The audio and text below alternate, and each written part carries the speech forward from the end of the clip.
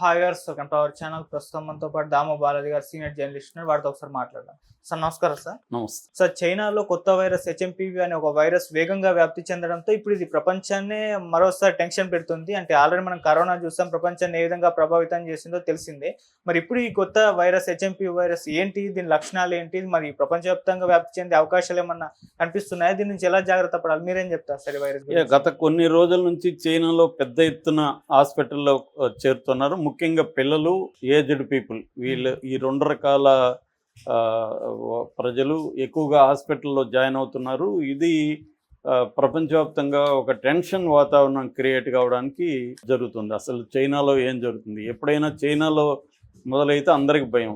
మన కరోనా కూడా ఫస్ట్ చైనాలో తెలుసు మనకి. కోవిడ్-19 అనే వైరస్ అక్కడ స్టార్ట్ అయింది. అప్పుడు ఎవరు పట్టించుకోలేదు. కానీ ఆ తర్వాత ప్రపంచవ్యాప్తంగా అది సృష్టించిన విలయతాండం అనేది ఇప్పటికి కూడా ఎవరు మర్చిపోలేని పరిస్థితి.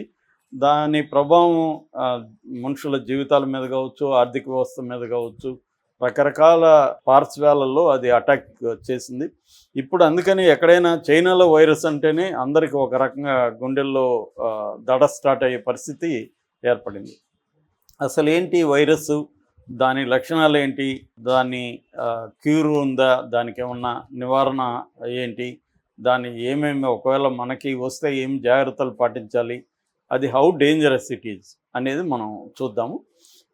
దీని పేరు హెచ్ఎంపీవీ వైరస్. హెచ్ఎంపీవీ అంటే హ్యూమన్ మెటానిమో వైరస్ అన్నమాట. సో మెటానిమో వైరస్, హ్యూమన్ మెటానిమో వైరస్, ఈ హెచ్ఎంపీవీ దీని పేరు.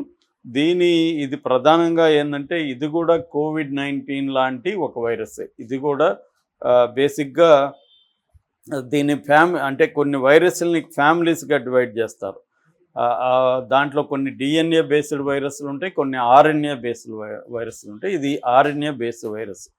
ఆర్ఎన్ఏ అంటే రిబో న్యూక్లిక్ యాసిడ్ అనమాట. ఈ రిబో న్యూక్లిక్ యాసిడ్ అనేది న్యూక్లిక్ యాసిడ్. ఇది అన్ని లివింగ్ సెల్స్లో కూడా ఉంటుంది. ఇది కొంత డిఎన్ఏ స్ట్రక్చర్ని పోలి ఉంటుంది. ఇది మన జెనెటికల్ దీంట్లోకి చాలా ఫంక్షన్స్లో ఉంటుంది. దాన్ని అటాక్ చేసే వైరస్ అనమాట. ఇది ఆర్ఎన్ఏ కైండ్ ఆఫ్ వైరస్ అంటారు. మామూలుగా డిఎన్ఏకి డబుల్ స్టాండర్డ్ ఉంటుంది, దీంట్లో ఏమో సింగిల్ ఉంటుంది అనమాట. సో ఇది రెస్పిరేటరీ సింక్టినల్ వైరస్ అని కూడా అంటారు, ఆర్ఎస్వి అని కూడా అంటారు. ఎందుకంటే ఇది మన రెస్పిరేటరీ ద్వారా గాలి పీల్చుకున్నప్పుడు ఆ రేణువుల ద్వారా వ్యాపిస్తుంది అనమాట, మనం గాలి వదిలినప్పుడు. సో ప్రధానంగా దగ్గు, తుమ్ముల ద్వారా ఇది ఎక్కువగా వ్యాపిస్తుంది. సో దీని ఇంక్యుబేషన్ పీరియడ్ 3 నుంచి 5 రోజులు. 3 నుంచి 5 రోజుల లోపల ఇది బయటకు వచ్చి జనాలకి వెళ్తుంది. సో చైనాలో ఏంటంటే ఇదే కాకుండా సీజనల్గా కూడా వస్తాయి. కాబట్టి ఈ సీజన్లో న్యూమోనియా విరిడి అని, మెటాప్నో వైరస్ అని, ఇన్ఫ్లుయెంజా, తర్వాత మైక్రోప్లాస్మా, కోవిడ్-19, న్యూమోనియా, ఇవన్నీ కూడా ఇప్పుడు ఉన్నాయి. అందులో ఇది కొద్దిగా భయపడుతున్నారు. ఎందుకంటే దీనికి ఎటువంటి క్యూర్ లేదు, మెడిసిన్ లేదు దీనికి. ఓన్లీ ఏంటంటే సపోర్టివ్ కేర్ అంటారు. సపోర్టివ్ కేర్ తీసుకోవాలి. రెండోది సిమ్టమేటిక్ ట్రీట్మెంట్, అంటే సిమ్టమ్స్ని తగ్గించే ట్రీట్మెంట్ తీసుకోవాలి తప్ప దీనికి యాంటీవైరల్ మెడిసిన్ అనేది ఏమీ లేదనమాట. సో అంటే హైడ్రేషన్, వాటర్ ఎక్కువ తాగుతుండడం, పబ్లిక్గా వెళ్తున్నప్పుడు మాస్కులు ధరించడం, చేతులు శుభ్రంగా కడుక్కోవడం, మనకి ఏదన్నా తుమ్ము వచ్చినప్పుడు అక్కడ చేత్తో తాకి మళ్ళీ ఆ చేయిని ఇంకొక తాకకుండా క్లీన్ చేసుకోవడం. మనకి ఇవన్నీ తెలుసు. నిజానికి కోవిడ్ వచ్చినప్పుడు ఇవన్నీ పాటించాం. కనీసం 20 సెకండ్ల పాటు చేతులు కడుక్కోవడం. అందుకని ఎవరు చెప్పారు హ్యాపీ బర్త్డే టు యూ అనేది ఒక 4 సార్లు పాడితే సరిపోతుంది, చేతులు కడుక్కుంటారు. సో అలాగా చేతులు శుభ్రంగా కడుక్కోవడం, పబ్లిక్ ప్లేస్లోకి వెళ్ళినప్పుడు కంపల్సరీ మాస్క్లు వేసుకోవడం, ఇవన్నీ చేయాలి. దీని ప్రధానంగా సిమ్టమ్స్ ఎలాగ వస్తుందంటే ఇది వచ్చినప్పుడు దగ్గుతో స్టార్ట్ అవుతుంది. దాని తర్వాత తుమ్ములు వస్తాయి, జ్వరము వచ్చే అవకాశం ఉంది.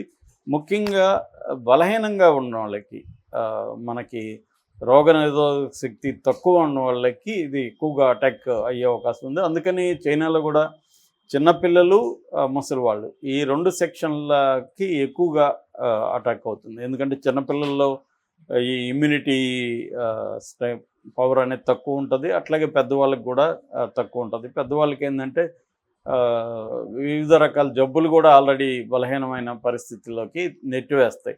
అంటే డయాబెటీస్ ఉండొచ్చు, తర్వాత లంగ్ రిలేటెడ్ ఇష్యూస్ ఉండొచ్చు, బీపీ ఉండొచ్చు. ఇవన్నీ ఉండడం వల్ల ఒక వల్నరబుల్ కండిషన్లో వాళ్ళు ఉంటారు కాబట్టి వాళ్ళకి ఎక్కువ అటాక్ అయ్యే అవకాశం ఉంది.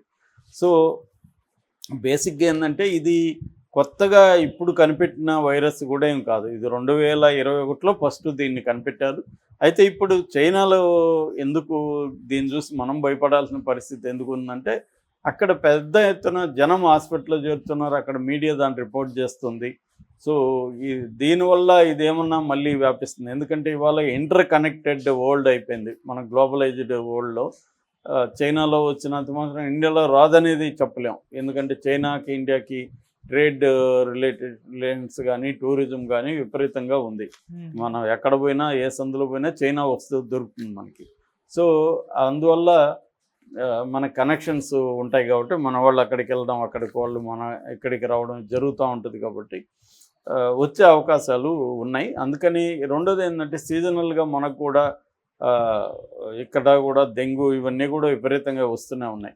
కాకపోతే దీంట్లో ఏంటంటే మరీ డేంజరస్ కాదు ఇది.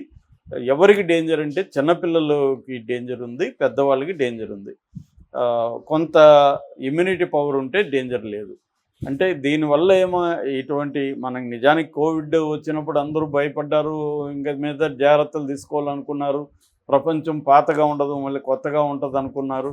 కానీ మళ్ళీ కొద్ది రోజులకి మర్చిపోయారు. జనం ఏంటంటే మనకి మెట్ట వేదాంతం అంటారు, వచ్చినప్పుడు మాత్రమే మనం ఏదో నిర్ణయాలు తీసుకుంటాం, మళ్ళీ నార్మల్ దీంట్లోకి పడిపోయినప్పుడు మళ్ళీ పట్టించుకోం.